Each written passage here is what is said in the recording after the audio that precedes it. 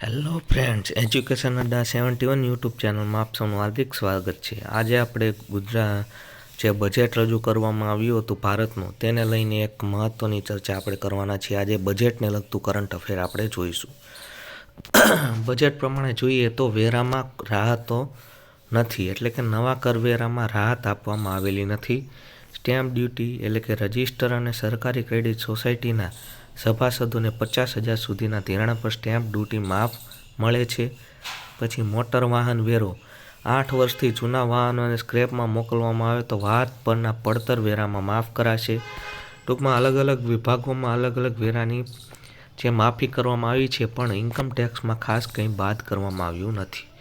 બીજું આગળ જોઈએ તો 10 મહત્ત્વના વિભાગો માટે કઈ મહત્ત્વની જાહેરાત થઈ તેની ચર્ચા કરશું બજેટની અંતર્ગત।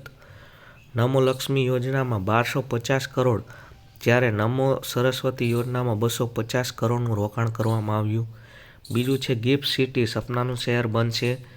અમદાવાદ અને સુરત મેટ્રો માટે 1800 કરોડની ફાળવણી કરવામાં આવી। પ્રવાસન સર્કિટને જોડતા 17 રસ્તાઓના વિકાસ માટે 526 કરોડ ખર્ચ કરવામાં આવશે। મેડિકલ કોલેજો, હોસ્પિટલો માટે ત્રિસ્તરીય વ્યવસ્થા માટે 2308 કરોડની ફાળવણી। ગંગા સ્વરૂપા બહેનોને આર્થિક મદદ માટે 2363 કરોડ, વહાલી દીકરીમાં 252 કરોડ। મિત્રો, આમાં જે યોજનાઓની વાત થઈ રહી છે તે યોજનાઓ પરીક્ષામાં ખાસ પૂછાશે, એટલે તેને ડિટેલમાં તમારે વાંચી લેવી। અહીં આપણે બજેટનું કરંટ અફેર જોઈએ છીએ। મોરબી અને કચ્છ ખાતે કૃષિ મહાવિદ્યાલયની સ્થાપના।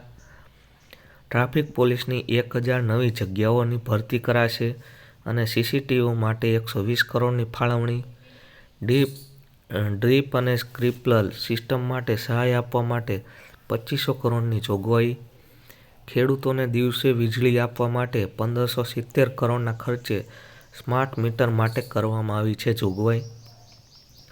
અયોધ્યા ખાતે 50 કરોડના ખર્ચે ગુજરાત નિવાસ બનાવશે, બરોબર છે, અયોધ્યા મંદિર ખાતે।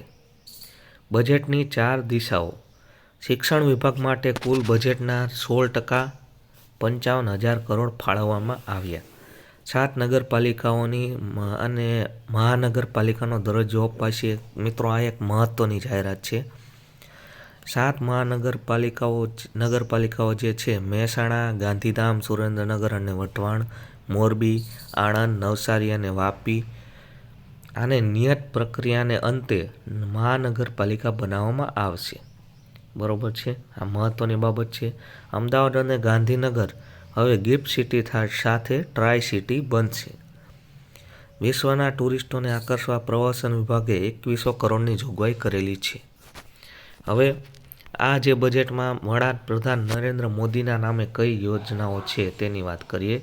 પહેલું છે નમો લક્ષ્મી, તેમાં ધોરણ 9 થી 12ના સરકારી ગ્રાન્ટેડ ખાનગી સ્કૂલમાં અભ્યાસ કરતી કન્યાઓને 4 વર્ષમાં 50,000 રૂપિયા આપવામાં આવશે।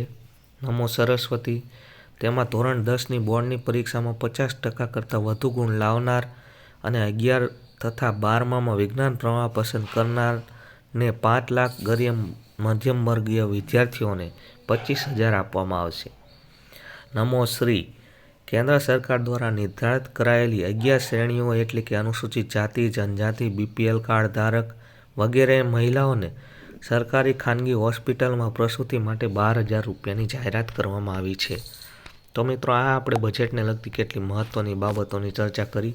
આશા રાખું તમને વિડીયો પસંદ આવ્યો હોય। વિડીયો પસંદ આવે તો વિડીયોને લાઇક કરી, શેર કરી અને સબસ્ક્રાઈબ કરવાનું ભૂલશો નહીં।